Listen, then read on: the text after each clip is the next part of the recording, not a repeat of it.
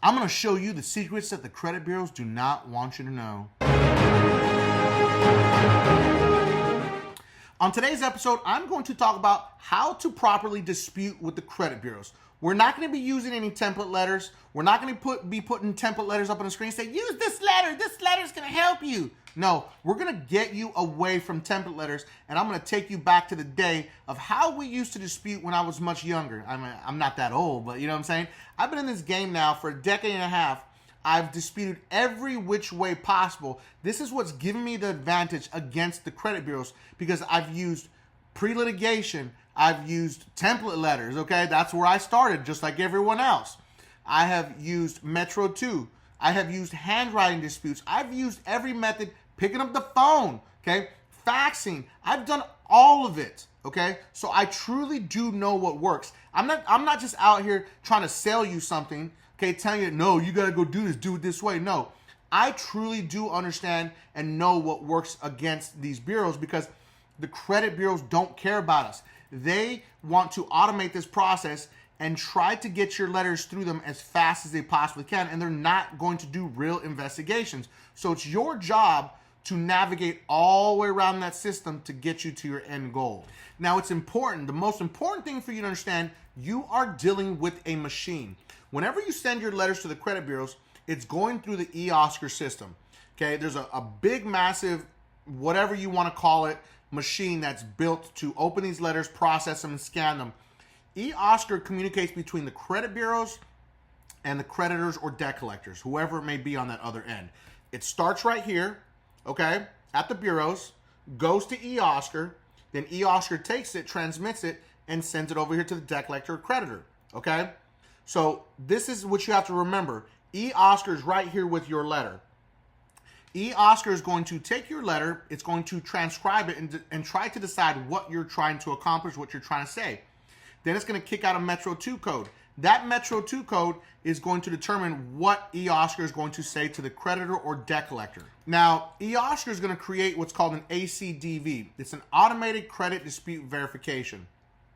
Whenever this comes from the credit bureaus into e-Oscar, basically they're saying that this information is verified on their end at the credit bureaus. So then e-Oscar is going to transmit that information over to the debt collector or creditor saying, hey, this is what this person is saying, this is how they're disputing it. They determine how you're disputing it based on your letter, okay? Whatever verbiage is in your letter. Now, once the creditor or debt collector decides they're going to respond, they respond back with their ACDV certifying that the information they're going to give back to the credit bureaus is verified, the ACDV, okay? Now, once they send that information, they're going to send it back over in Metro 2, and it's going to go back to e-Oscar. e-Oscar sends it to the credit bureaus. Either the credit bureaus takes action, deletes it, whatever they do. That all happens within the e-Oscar. e-Oscar helps determine that. People like to say that there's somebody at a computer just sitting there clicking, you know, looking at the ACDV, doing all this. Come on, let's use reality here. The credit bureaus have thousands and thousands and sometimes millions of letters that are coming in every day. Do you really think that they have a massive call center, people just sitting at a desk verifying all these ACDVs, verifying all this information? No, it's just not humanly possible. So all these people that say that they worked at the credit bureaus and all these things about Metro 2 is not true, then why won't you tell me what really happens at the credit bureaus? Don't tell me you work there. Tell me what really happens at the credit bureaus. But they won't tell you that because I guarantee they had to sign an NDA for that. And these people that try to discredit Metro 2, they don't understand what they're doing because you have people like me that have common sense. Oh, cool, bro. You worked at the credit bureaus 10 years ago? 10 years ago. So you're telling me that nothing has advanced at the credit bureaus in 10 years. They're still using the same washed up process that you used when you were with them 10 years ago. The CFPB dropped a very scathing report this year in 2023 stating that they reduced staffing at Equifax and some of the bureaus to increase automation. So increased automation means that they're going to be using more Metro 2 communications. So where did Metro 2 come from? We're going to break this down really quick.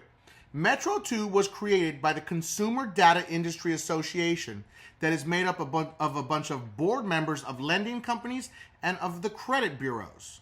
Okay, they created Metro, and then it morphed into a Mighty Morphin Power Ranger into Metro 2. because they have to have a standard format of reporting that shows and proves that the information on your credit report is accurate, complete, and fair. So they have to adhere to this format of reporting. So when you look at a credit report, you just see numbers and all this. You don't understand that there's segments, base segments, required entries. There's all these things that have to be on a credit report. That is Metro 2. So this is what eOscar communicates back and forth with. It was created to speed up the process, to streamline it, to make it more efficient for the credit bureaus, because they're not trying to pay Americans millions and millions of dollars in wages. No, they're going to use the automation to their best advantage, save them money and make more money themselves. So we're going to cover how to start the process. This is going to be part 1 of a series of how to start the process when you're disputing with the credit bureaus. If you haven't already, hit that subscribe button. That way you find out every time we drop new videos. And if you got some questions or specific topics you want me to cover, drop it in the comment section. Drop a bunch of emojis so we can get this algorithm going so more people can see the video. Okay. Now, if you're looking to work on your credit, yes, we are a full service credit management company. Okay. We created the most powerful DIY program in the industry. We cut out all the modules. There's no courses. You don't have to learn anything. Okay. For $50 a month, what you can do is sign up for the program. $50 a month. We will create your custom Metro 2 attack letters. Okay. We're going to email them to you. You print them, you mail them, and you're done. It's just that simple. This is 2023. We're not using any template letters for anything anymore. Okay. This AI system is going to create your custom letters every single round. You can't beat it for $50 a month. We also offer the full service Metro 2 attack program, and we offer the pre-litigation program that is designed to sue. Okay. Now, always remember, hit that bell notification. That way you find out every time I go live or I drop new content, you're going to hear about it first. And always remember, last part's the most important. The biggest mistake that people make when they are disputing is they try to overcomplicate things. Now, some people are going to be upset about what I'm going to say, but I'm going to go ahead and say it, okay? Because USC codes, government codes, law codes do not mean anything to eOscar unless it's coming from a legal letterhead, okay? Now, some people say, oh, no, this works. It works. I know it does. Understand that the reason why it got deleted is because it could not be verified and it was not accurate. Okay, those are the 2 reasons. 2 reasons why an item gets deleted. There's no special verbiage or no smoking gun letter that's going to get you a deletion. Always remember that. So you want to simplify your letter as much as you possibly can because you're up against a machine. This machine, you're not going to trick a machine. I'm sorry to tell you that, okay? So all these people that are giving out USC codes and all that, it's nonsense. Cut it out.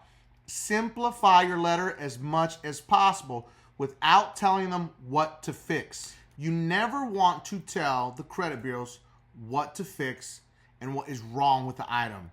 Don't say, it's got a balance on it. It's reporting a balance. Delete it from the credit reports. Now listen, that tactic used to work literally like 2 years ago, okay? It started to work a little bit into 2021 and 2022, and then it got phased out again, okay? Because, again, this is an AI machine that is constantly adapting. eOscar is constantly adapting. So what used to work then doesn't work now, okay?